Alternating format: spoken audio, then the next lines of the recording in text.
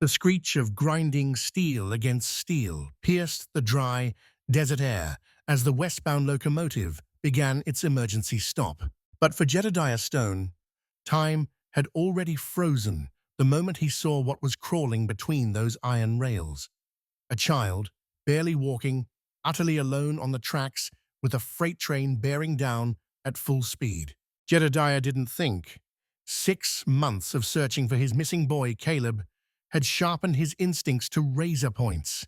He launched himself from the passenger car's platform, boots hitting the sun-baked gravel in a dead run. The conductor's shouts became distant noise as Jedediah's world narrowed to one desperate truth.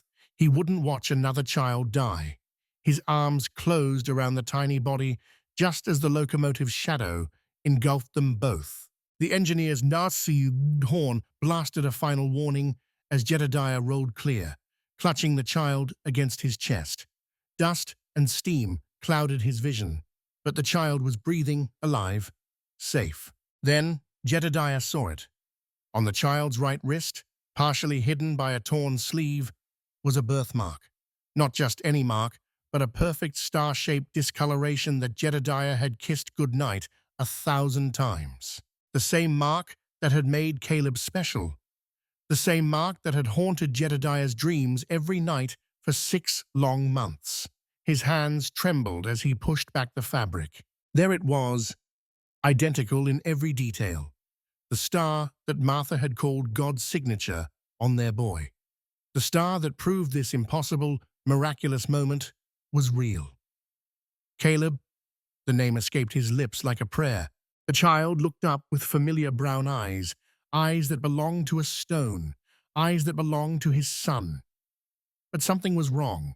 The child seemed younger than Caleb should be now, thinner, and those clothes, they weren't the ones Caleb had been wearing when the raiders took him.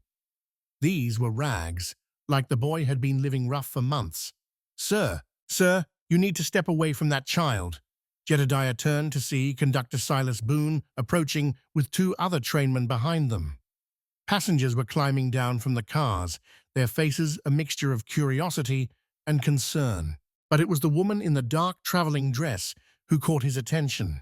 She stood apart from the others, watching him. With an expression that wasn't surprise, it was recognition. She knew something about this child, about Caleb. "That child belongs to someone," Silas Boone continued, his voice taking on authority. "We can't have passengers just taking—" "This is my son," Jedediah's voice cut through the noise like a blade. He stood slowly, Caleb clutched protectively in his arms. "This is my boy who was taken from me 6 months ago." The woman in the dark dress took a step forward. When she spoke, her voice carried a weight that made Jedediah's blood run cold. "No, Mr. Stone, that child belongs to me." The words hit Jedediah like a physical blow. She knew his name. This stranger, this woman he had never seen before in his life, knew exactly who he was. "How do you know my name?" Jedediah's grip tightened on the child, his former lawman's instinct screaming danger. "And how do you know about my son?" Elara Vance adjusted her dark shawl, her pale green eyes never leaving his face. "Because I've been looking for you, Mr. Stone, for weeks now, ever since little Thomas here was placed in my care." "Thomas?" The name was wrong, all wrong. "His name is Caleb Stone, and he was stolen from my ranch by raiders 6 months ago." "I understand your pain. Truly I do." Elara's voice carried practiced sympathy, but her stance remained rigid. "Losing a child is every parent's nightmare, but this boy's name is Thomas Whitmore. He's my late sister's child, and I've been caring for him since she passed." Conductor Silas Boone stepped between them, clearly uncomfortable with the brewing confrontation. "Now, folks, we can't resolve this here on the tracks. The train needs to continue its route." But Jedediah wasn't listening to the conductor. His eyes were fixed on Elara, reading every micro-expression, every tell that his years of frontier law enforcement had taught him to recognize. She was lying. Everything about her posture, the way she avoided looking directly at the child, the slight tremor in her voice When she said the name Thomas, it all screamed deception. "Show me his papers," Jedediah demanded. "If he's your nephew, you'll have documentation, birth records, death certificate for your sister." Elara's composure cracked for just an instant. "The documents were lost in a fire that destroyed my sister's home. That's how the poor dear became orphaned in the first place." Too convenient, too clean. Jedediah had heard dozens of false stories in his years wearing a badge, and this one reeked of rehearsal. The child, Caleb, began to fuss in his arms, reaching tiny fingers toward Jedediah's face. The gesture was heartbreakingly familiar. Caleb had always been a tactile child, always wanting to touch and explore. Another piece of evidence that this was his son. "He recognizes me," Jedediah said, his voice thick with emotion. "Look at him. He knows his father." "Children are naturally drawn to anyone who shows them kindness," Elara replied, but her eyes had gone cold. "It means nothing." A new voice cut through the tension like a knife. "Actually, the boy belongs to me." Everyone turned to see a large man approaching from the rear cars. He was dressed in expensive clothes that didn't quite fit his rough features, and there was something predatory in the way he moved. His hat was pulled low, casting shadows across a face marked by old violence. "Name's Titus the Brand Kane," the man announced, tipping his hat with mock politeness. "And that there's my son you're holding now." Jedediah was certain something was deeply wrong. 3 different people claiming the same child. One of them had to be telling the truth, but his gut told him none of these stories added up. "Interesting," Jedediah said slowly, shifting Caleb to one arm while his free hand moved instinctively toward where his revolver would have been. But he was no longer a sheriff, no longer armed. 3 parents for 1 child. That's quite a miracle. Titus's smile didn't reach his eyes. "Ain't no miracle about it, friend. Just a simple case of theft. That woman there," he pointed at Elara, "stole my boy from his crib 3 weeks ago." Elara's face went white. "That's a lie. Thomas has been with me for months." "Then how do you explain this?" Titus reached into his vest and pulled out a piece of paper. "Birth certificate. Thomas Blackwood. Born 18 months ago in Tombstone. Mother deceased. Father listed as Titus Kane." But Jedediah noticed something that made his blood freeze. As Titus had reached for the paper, his coat had fallen open, revealing the butt of a Colt .45. More troubling still was what he glimpsed on the man's wrist, a tattoo that looked like branded cattle marks, 3 interconnected circles. The same marks the raiders had carried when they destroyed his ranch, the Crimson Coil Gang. The cattle brand tattoo changed everything.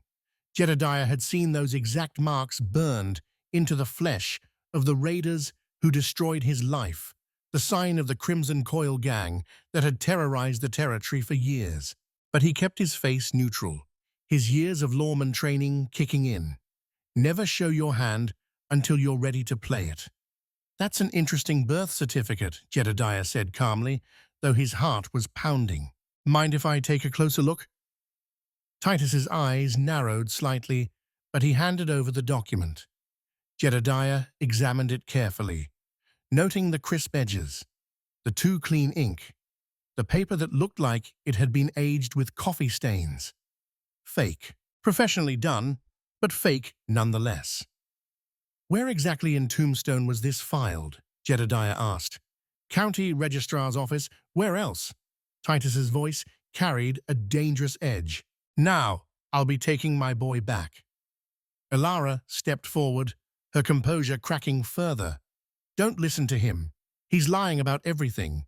Thomas is my responsibility, my family. I won't let him fall into the hands of a criminal."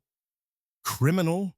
Titus laughed, but the sound was cold as winter wind. "That's rich coming from a woman who steals children in the night."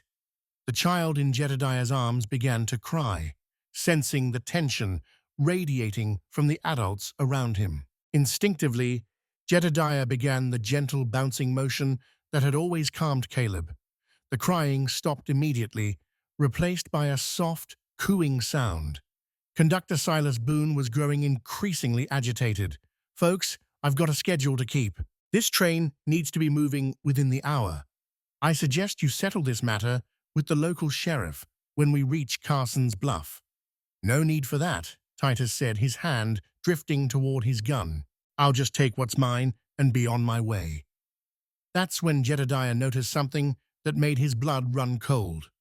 On Titus's other wrist, barely visible beneath his shirt cuff, was a fresh wound, a bite mark, small teeth marks that looked exactly like the one Caleb had left on one of the raiders during the attack on their ranch. Caleb had fought back. His brave little boy had bitten his captor. "You know what I find interesting," Jedediah said, shifting his weight to a more defensive position. "This child seems mighty comfortable with strangers for someone who's supposedly been with family his whole life." Ilara and Titus exchanged a quick glance, so fast most people would have missed it, but Jedediah caught it. They knew each other. This whole performance was planned. "What are you suggesting?" Ilara asked. "I'm suggesting," Jedediah said slowly, "that neither of you are telling the truth. And I'm wondering why two people who claim to hate each other just looked at each other like partners." Titus's hand moved closer to his weapon. "You're seeing things that ain't there, mister." "Am I?" Jedediah turned to address the growing crowd of passengers. "Did anyone else see these two exchange looks just now?" Several passengers nodded, murmuring among themselves. The atmosphere was shifting, suspicion growing like storm clouds. That's when Ilara made her mistake. Nervous and exposed, she spoke without thinking. "Titus, we need to—" She caught herself, but it was too late. "Need to what, Ilara?" Jedediah's voice was deadly quiet. "Need to stick to your story? Need to keep pretending you don't know each other?" The game was up, and everyone knew it. Titus's face twisted into something ugly and dangerous. The pretense was over, and his true nature emerged like a snake shedding its skin. "Smart man," he growled, his hand now resting openly on his gun. Too smart for his own good. Ilara had gone pale as desert bone, her carefully constructed story crumbling around her.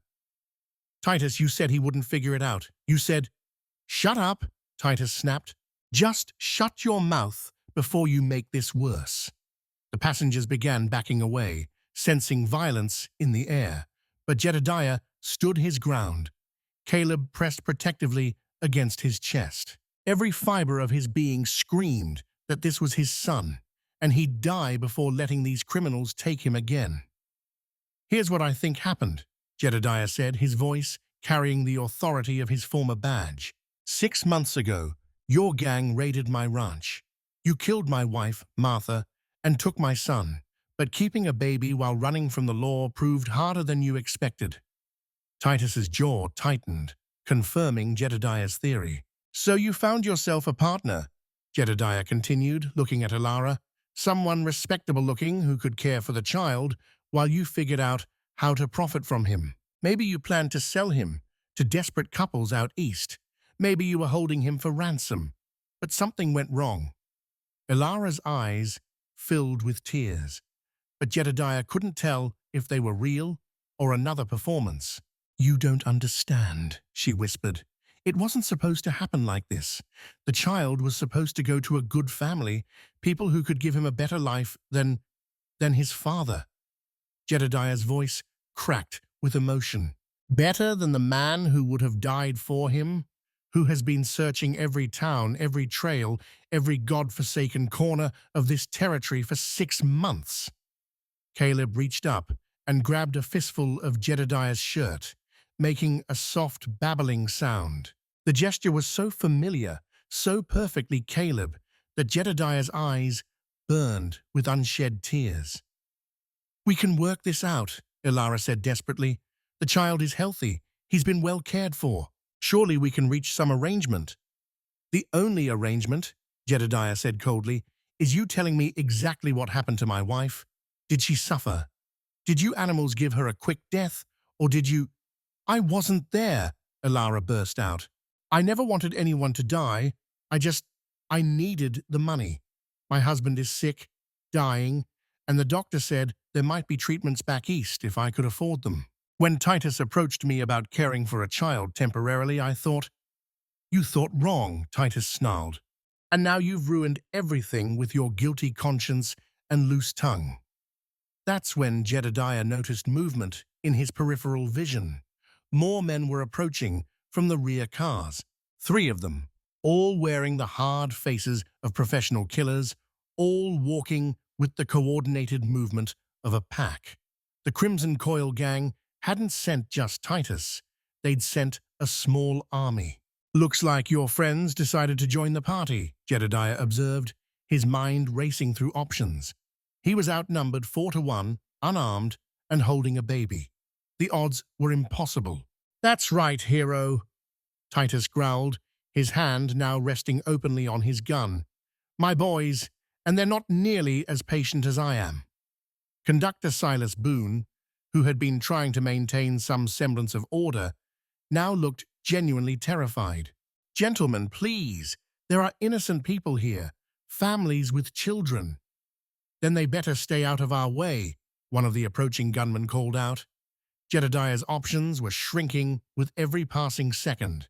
The train was stopped in the middle of nowhere, miles from any law enforcement. The passengers were civilians, unprepared for violence. And Caleb, his precious Caleb, was caught in the middle of it all. But there was something else, something that had been nagging at the back of his mind since this confrontation began. How had they known he would be on this train?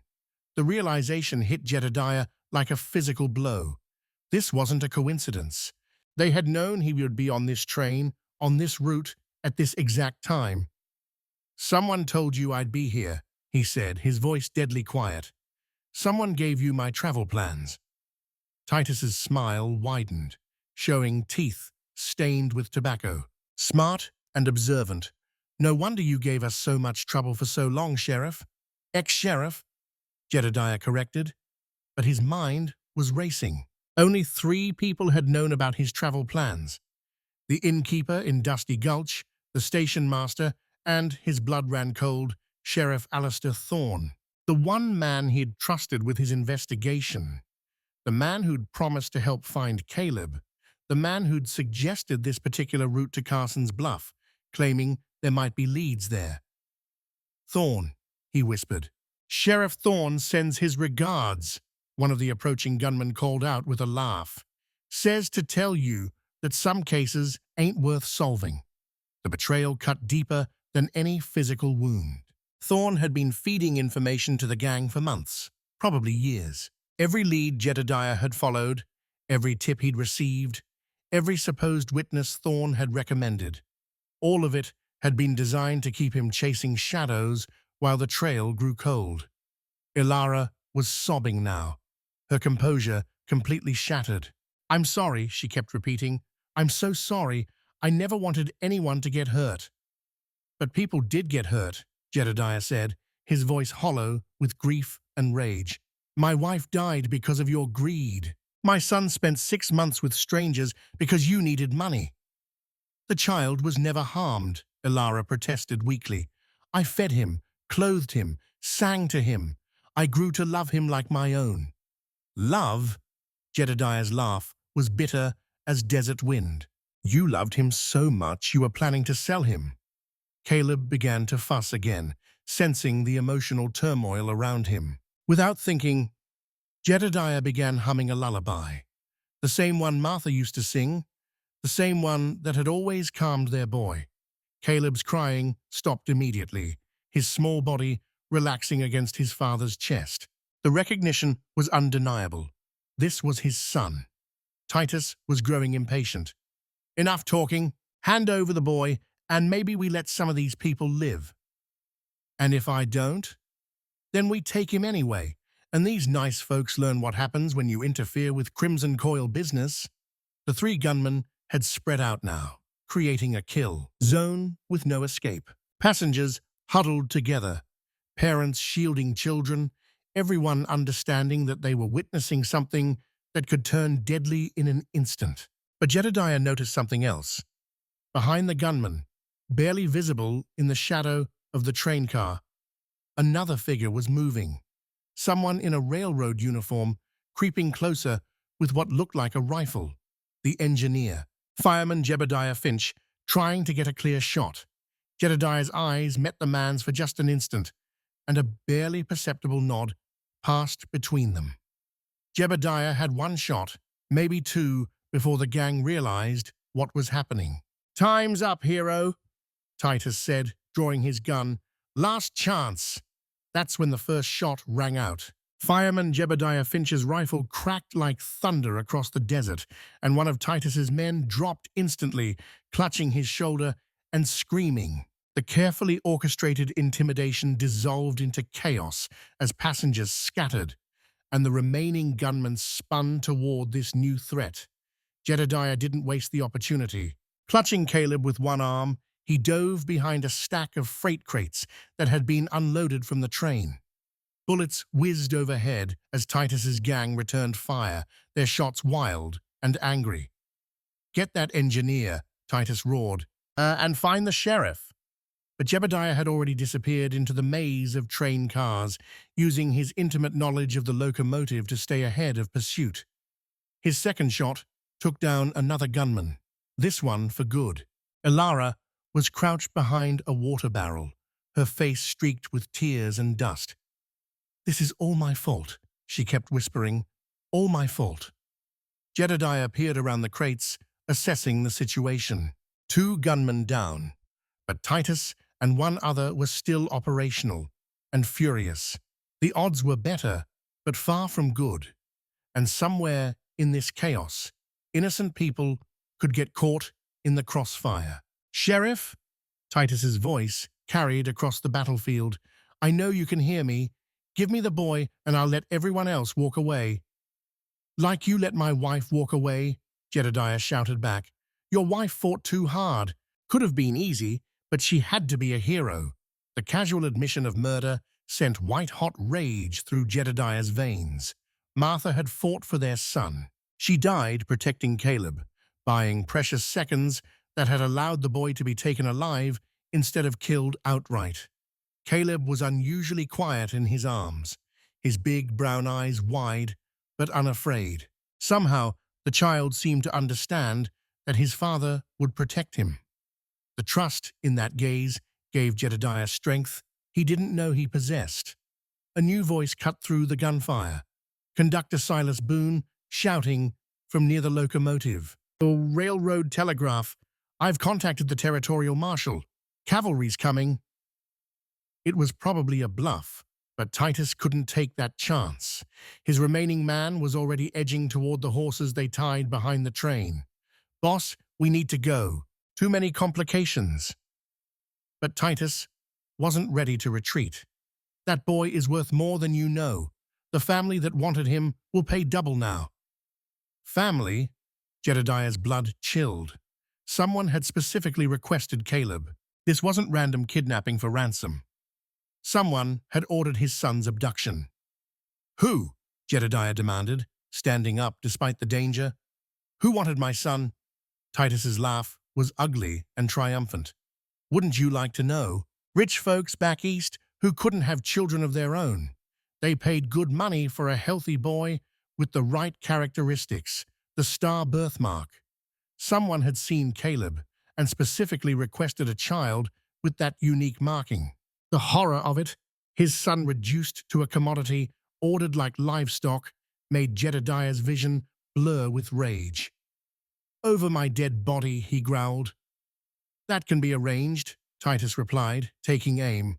But Elara suddenly stood up from behind her barrel, her face transformed by desperate resolve. "No, I won't let you kill him. I won't have more blood on my hands."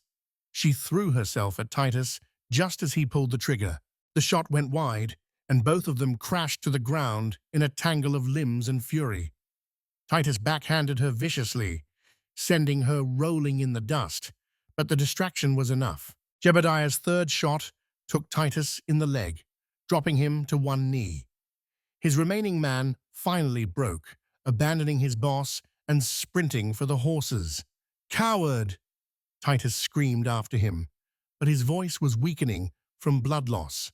Jedediah emerged from the cover, Caleb still safe in his arms. Around them, passengers were slowly standing up, checking for injuries, helping each other. The immediate danger was over, but Jedediah knew this was far from finished. Titus looked up at him with hatred burning in his eyes. "You think you won? This ain't over, Sheriff. That boy's got a price on his head that won't go away just because you killed a few of us." "Then I'll keep killing until there's no one left to collect," Jedediah said quietly. But even as he spoke the words, he knew the truth. As long as Caleb carried that birthmark, as long as wealthy families were willing to pay for stolen children, his son would never be truly safe. 3 hours later, Territorial Marshal Augustus Sterling arrived with a small cavalry unit. But by then, the immediate crisis had passed. Titus had been bandaged and shackled. Elara was under guard, and the surviving gunman had been tracked down and captured trying to steal a horse from a nearby ranch. But Jedediah's victory felt hollow. Titus's words echoed in his mind. Wealthy families, willing to pay fortunes for children with specific characteristics. Caleb's distinctive birthmark made him a target that wouldn't disappear just because one gang had been stopped. "Mr. Stone," Marshal Sterling said, approaching with official documents, "we'll need your statement about these events and about the corruption allegations against Sheriff Alistair Thorne." The betrayal still stung. Thorne had been more than a colleague. He'd been a friend, someone Jedediah had trusted with his darkest moments, his desperate search for his son. To learn that Thorne had been feeding information to the very criminals who destroyed his family was almost too much to bear. "Thorne's been feeding them intelligence for years," Jedediah said, his voice hollow. "Every lead I followed, every witness I interviewed, he made sure they stayed one step ahead." "We'll investigate thoroughly," Sterling promised. "But right now, you have a more immediate problem." He handed Jedediah a telegram that had arrived on the afternoon train. The message was brief but chilling. Merchandise still required. Double payment authorized. New agents dispatched. It was unsigned, but the meaning was clear. Whoever had originally ordered Caleb's kidnapping wasn't giving up. More criminals were already on their way. Elara, her hands bound and her face bruised from Titus's blow, approached under guard. "Mr. Stone," she said quietly, "there's something you need to know about the people who wanted your son." Jedediah's jaw tightened. "I'm listening." "They're not just wealthy, they're powerful, connected to politicians, judges, people who can make problems disappear." Titus wasn't just afraid of losing money, he was afraid of what they'd do to him if he failed. "Who are they?"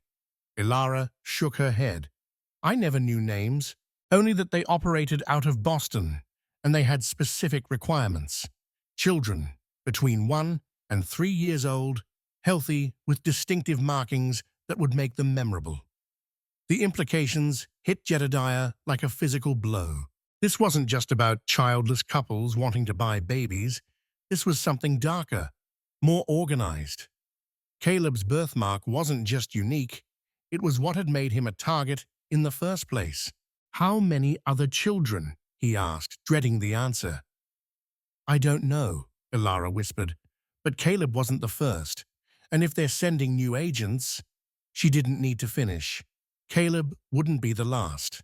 Marshal Sterling studied the telegram again. "Mr. Stone, I'll be honest with you. We can arrest the foot soldiers, but taking down an organization like this requires resources we don't have. They'll keep coming." Caleb stirred in Jedediah's arms, making soft cooing sounds. His son was safe for now, but for how long?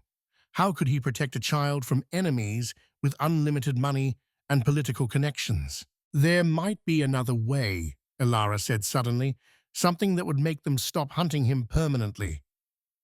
"What?" Her answer would change everything. "The birthmark," Elara said, her voice barely above a whisper. if it were gone.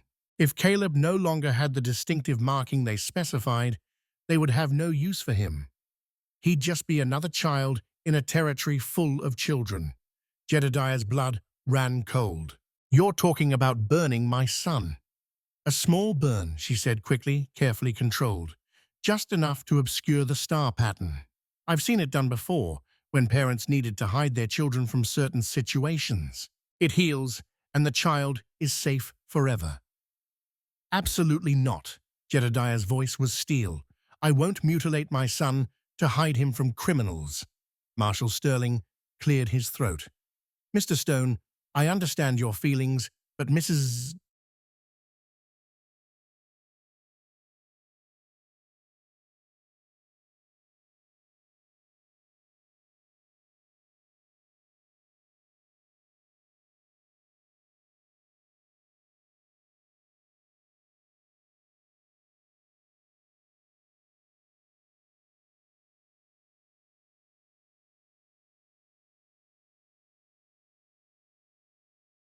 Vance might have a point. If this organization is as powerful as she claims, conventional law enforcement may not be enough to protect the boy. There has to be another way." "What way?" Ilara pressed. "You'll spend your life running, looking over your shoulder, never knowing when the next attempt will come. Is that the life you want for Caleb? Never staying in one place, never making friends, never having a real home?" The truth of her words cut deep. Jedediah had already been running for 6 months, and that was just searching for his son.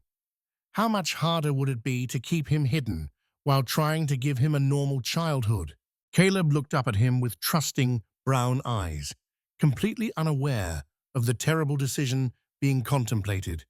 This was his son, the last piece of Martha he had left in the world. How could he deliberately harm him, even to save him? "Mr. Stone," the marshal said gently, "perhaps there's a middle ground. What if we created false reports of the child's death? Let word spread that Caleb died in today's gunfight. They'd stop hunting a dead boy." "And then what?" Jedediah retorted. "Caleb grows up believing his real name was a lie, never knowing his mother's memory, his family's history." Jedediah closed his eyes, feeling the weight of an impossible choice. Every option required sacrificing something precious: Caleb's body, his identity, or his safety. That's when Caleb himself made the decision. The little boy reached up and touched the star-shaped birthmark on his own wrist, then looked at his father with an expression of perfect trust. It was as if he understood somehow, as if Martha's spirit was speaking through their son. The mark that had made him special had also made him a target, and sometimes love meant making the hardest choice of all. "If we do this," Jedediah said finally, his voice breaking, "it's done carefully, by a real doctor, with medicine for the pain, and Caleb never learns what was done to him or why." Ilara nodded, tears streaming down her face. "There's a doctor in Carson's Bluff who helped me when my husband was dying. He's discreet and he's skilled. Doc Josiah Croft." 2 weeks later, Doc Josiah Croft completed the procedure in his private clinic. Caleb would carry a small scar where the star had been, but it would fade with time, becoming just another childhood mark that told no particular story.